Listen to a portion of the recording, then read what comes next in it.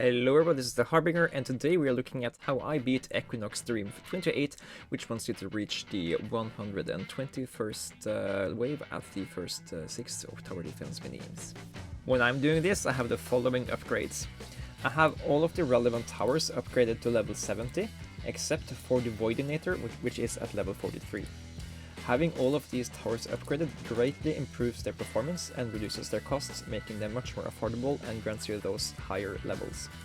To get the towers past level 50, you need to upgrade the Carbon upgrade in the Atom Collider. Furthermore, I have maxed the Slow Roast Whiz Equinox upgrade, which helps with reducing the time we need to kill the bosses drastically. Last, we have also spent 400 crates in the post office mana box to reduce faster cooldowns by 10%. This means we can use the Beast Master's Snare ability more often, which is necessary to beat the final wave at the World 5. Now let's break into the action. The basic strategy for Goblin Gorefest is going to set up a choke point here where the ledges are changing heights. We put a Voidinator on top so we can make sure all enemies have no abilities when they enter the choke point. To make the choke point keep them there, we put down a Frozen Melon, which we max slow on. The rest of the platform we fill up with Krakens to keep the enemies in the choke point. On the lower edge, we put our Psionic Elders. Their job is to push high amounts of area of effect damage into the choke point. The way I set them up here is not ideal, as the two in the corner are almost never attacking, so maybe place them more optimally when you do it. Furthermore, we place down 2 Stormcallers to get 6 stacks of 20% crit upgrades, and the rest of the money goes in to make party wizards and that increase speed and damage. I do around 10 upgrades of speed before I go over to doing damage.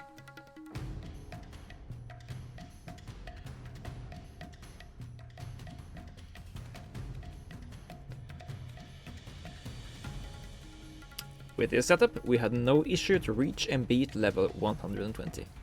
We even got to level 150 before the load of enemies became too large for the Krakens to keep in check. Next up, Waka Waka War.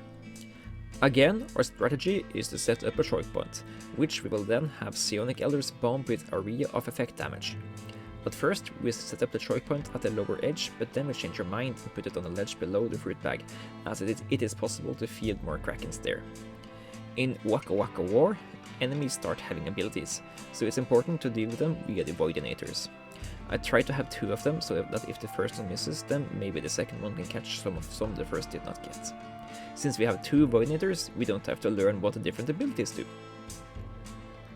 We put the Psionic Elders up where the cactus is, so they can put damage into the choke point. And when we put the support towers, we put them on the fruit fly platform. Upgrading the Psionic Elders is a little bit annoying, but as long as you click the new tower button, they are much easier to select.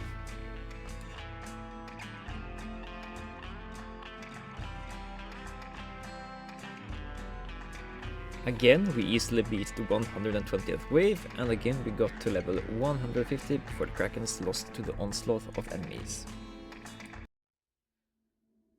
In the Nutto map, Acorn Assault at the root of the tree in World 1, we again go for a similar strategy as we did in the previous 2 maps.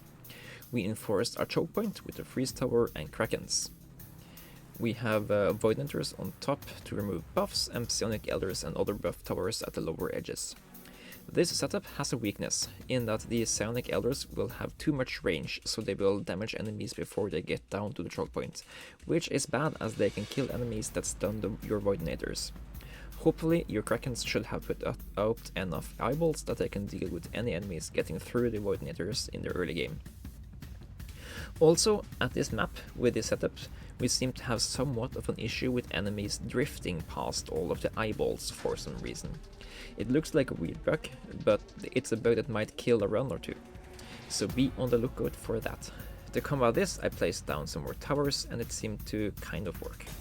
The drifters do not seem like proper alive enemies that will damage your tower, but they still push through your Kraken eyes around, so they can mess up a run. We won the map confidently and got to wave 140 before we succumbed to the Zerg.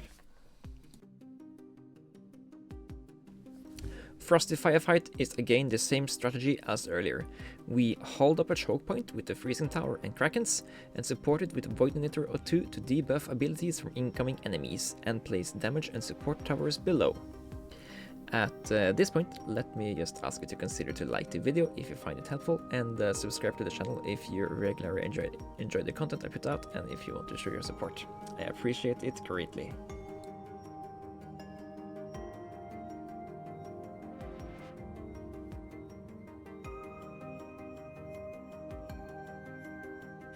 The snowmen had no practical resistance to put up to our setup here. The only thing of note is that once we reach waves around 90 and 100, the boss waves have way too much HP. And if we did not have the Equinox upgrade that increases tower damage over time, it would take ages to beat those maps. With that upgrade maxed and the setup we had here, it took almost an hour to beat wave 120 and get to wave 140 before we were buried in the avalanche of snowmen that rolled over us.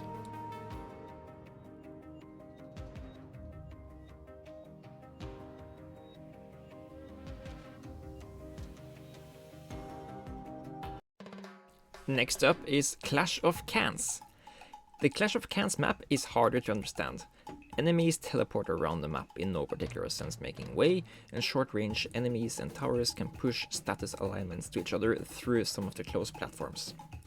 I placed the ice towers and the Krakens hoping to set up a choke point like we have done so many times earlier and take advantage of the close proximity to reapply slow to the Kraken tower line. However, I misunderstood how the map worked. As I said earlier, it is confusing. However, it seemed to work, so we are going with this. We are building the psionic and support towers as we do always, and we managed to do the full 120 waves no problem. The key to understand how this setup works is that every 10 waves there's a boss wave, where we'll have a relief period before it spawns more enemies. As long as the amount of enemies on the map is lower than the Kraken can handle, we have no issue but time to beat the different waves. 5 AAB Krakens buffed on a lot of party wizards will have no issue keeping about 100 enemies at bay. To further improve the probability of survival, we need to make sure we can either slow down enemies so that they do not advance too fast, we can upgrade damage so we kill enemies faster to give relief to the Krakens, or we can build more Krakens. Wave 120 got a little bit too close to comfort for me, as you can see here. Since I was out of summoning to use my Beastmaster, I had to do this on my Siegebreaker. We survived anyways, so it's fine.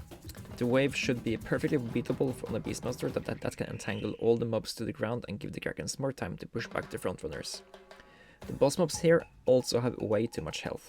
If you don't have the slow cooker upgrade, you will need to find something else to pass the time with when you are doing this, since it will take a while to chip it down without that damage increase. We held out to level 140 before the amount of cans exceeded the amount of cans we can hold back. Finally, Citric Conflict is up. Now, this map is the worst of the bunch, as there is no good natural ledge to place a choke point at. If you try to use the ledge at the far left side of the bridge, there is no good space to put elders and support towers nearby on.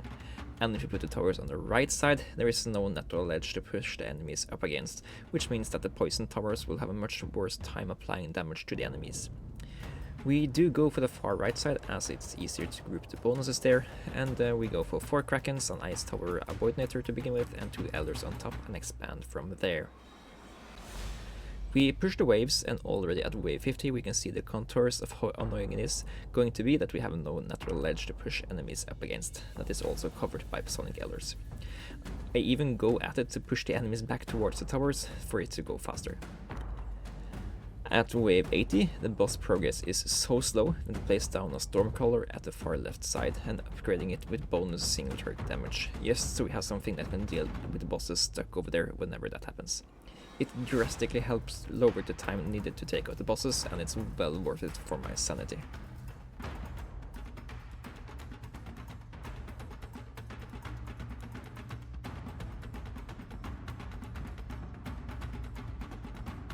Except for the high health boss enemies, the first 110 waves are easy peasy.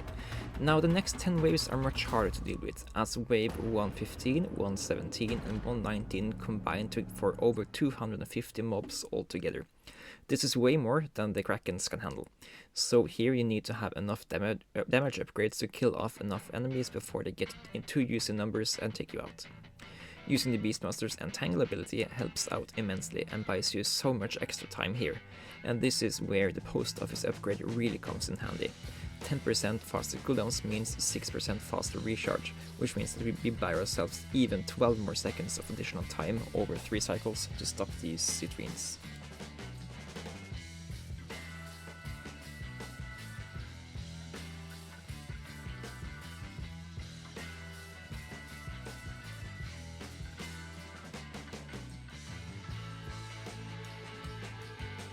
And now we have done 140, 140, 130, 130, 130, 130 here. That means we can go to the Equinox and we can finish that Equinox stream. Dun, dun. And then we are getting new stuff here. Next one is acquire all 10 Mega Feathers from Orion at the Great Owl and all 12 Mega Fish from Poppy the Kangaroo Mouse. I mean, we already done that, so sure. That unlocks Equinox symbols. All talent levels, as long as they have a single point invested, get +1. Okay, cool! That increases all of our talents more. Nice. Next one is unlock 75 or more portals on a single Voidwalker speedrun. Hey, that is certainly something we can look forward to in the future. Other than that, we can also look forward to soon green stacking 200 items, soon getting 100 billion green mushroom kills, and get level 500 on all my characters. Should be pretty achievable. Anyways, thanks for watching. It's been Harbinger. I will see you guys in the next one. Bye bye!